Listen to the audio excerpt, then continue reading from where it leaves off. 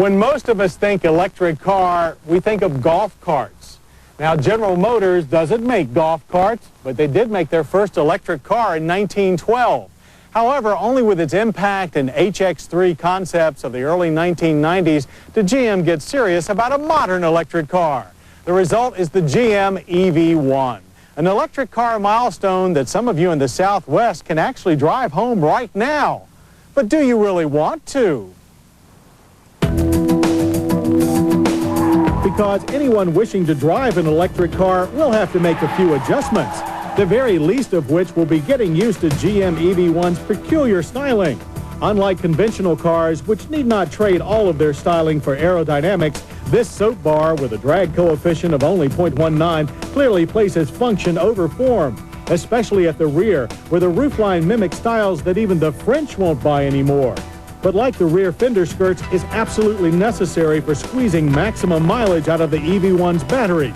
Those batteries are a set of 26 fully recyclable lead-acid units with a range of 70 to 90 miles.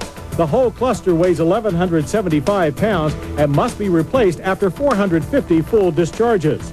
Up front is the Ev1's heart, an electronic control module that governs a three-phase alternating current motor producing 137 horsepower, which feeds those electric ponies through a two-stage gearbox and differential to the front wheels, which are lightweight squeeze-cast alloy units wearing 14-inch low-rolling resistance Michelin Proxima tires, and are stopped by electrically operated anti-lock equipped front disc and rear drum brakes.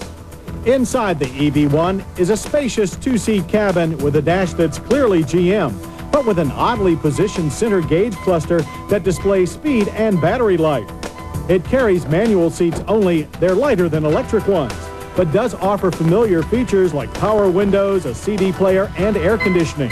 Storage space inside the cabin consists of little more than a small space behind the seat and coat hooks, but the 9.7 cubic foot trunk equals that of many current compacts and holds a small convenience recharger that will juice up your Ev1 in about 15 hours.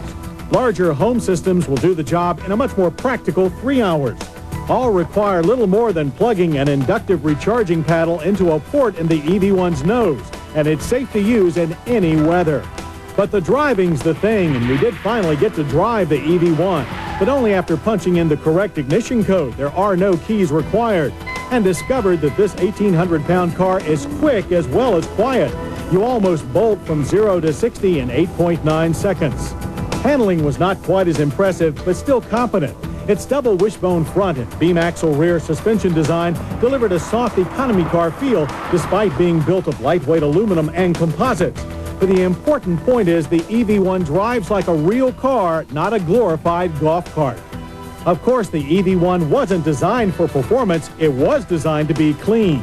But if you want one, here's the biggest adjustment of all. You have to lease it from one of 26 select Saturn dealers in Southern California or Arizona. GM will not sell you one. The lease price is $33,995 before local and federal environmental credits. Depending on location, monthly payments will vary between $480 and $640. That includes all service, including battery replacement. But chargers must be leased separately for $50 a month. It's all a far cry from the usual car ownership routine, one that, while we're not quite ready for, apparently has thousands of others already standing in line. Folks willing to join an automotive adventure that started in 1912 and drive it into the future.